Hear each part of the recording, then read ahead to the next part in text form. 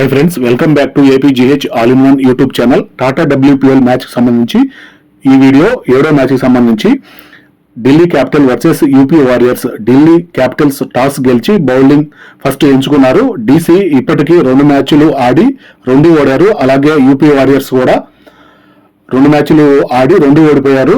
2 టీములకు ఇది తప్పనిసరిగా గెలవాల్సిన మ్యాచ్. ఏం జరుగుతుంది చూద్దాము. యూపీ ఓపెనర్స్ గా నవగిరే, కెప్టెన్ మెక్లానింగ్ క్రీజులోకి అయితే వచ్చారు.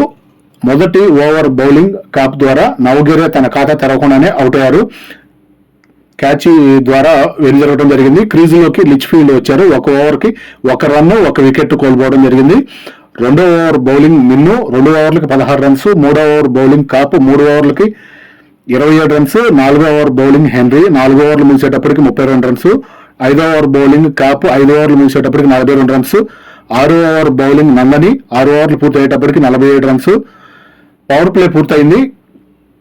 7వ ఓవర్ బౌలింగ్ రాణా మొదటి బాల్కి లిచ్ఫీల్డ్ స్టంప్ అవుట్ గా కీపర్ ద్వారా 20 బాల్స్కి 27 రన్స్ చేసి అవుట్ అయింది.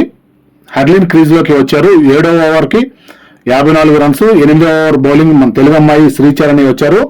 8 ఓవర్లకి 61. 9వ ఓవర్ బౌలింగ్ హెన్రీ 9 ఓవర్లు పూర్తయ్యేటప్పటికి 76 రన్స్ పూర్తి చేశారు.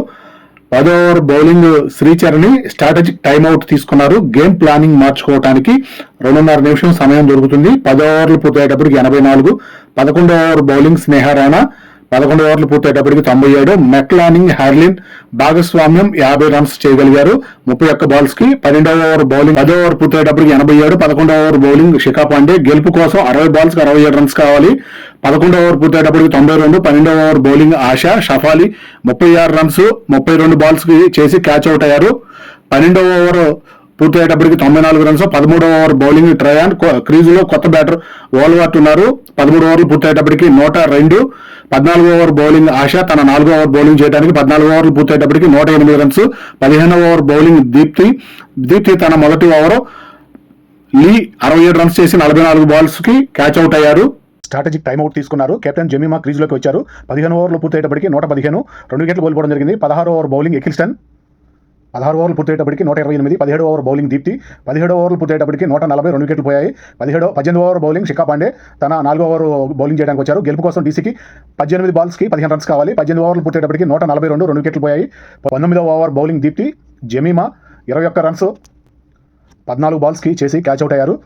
కాప్ క్రీజులోకి వచ్చారు. 19 ఓవర్లు పూర్తయ్యేటప్పటికి 149 3 వికెట్లు పోయాయి. 6 బాల్స్కి 6 రన్స్ మాత్రమే కావాలి. గెలుపు కోసం డీసీకి 20 ఓవర్ బౌలింగ్ ఎగిల్స్టన్ 1 బాల్ మిగిలి ఉండగా స్కోరు 154కు చేరింది. ఈక్వల్ స్కోర్కి అయితే చేరుకోగలిగారు. ఆఖరి బాల్కి బౌండరీ వచ్చింది. 158 రన్స్ తోటి 3 వికెట్లు కోల్పోయి 20 ఓవర్లు పూర్తయ్యేటప్పటికి టార్గెట్ని అయితే ఛేదించగలిగారు. ఈ విధంగా డీసీ 7 వికెట్లతో తేడాతోటి గెలిచారు. యూపీ వారియర్స్ వరుసగా 3వ మ్యాచ్ కూడా ఓడిపోవడం జరిగింది. పాయింట్ల పట్టికలో యూపీ వారియర్స్ ఇప్పటివరకు అయితే ఖాతా తెరవలేదు. ఈ విధంగా యూపీ వారియర్స్ పాయింట్ల పట్టికలో 5వ వరుసలో ఉన్నారు. టాటా డబ్ల్యూపీఎల్ మ్యాచ్లకు సంబంధించి ఎప్పటికప్పుడు నేను అప్డేట్ ఇస్తూ ఉంటాను. వీడియోని ఇంతతో ముగిస్తున్నాను. Thank you.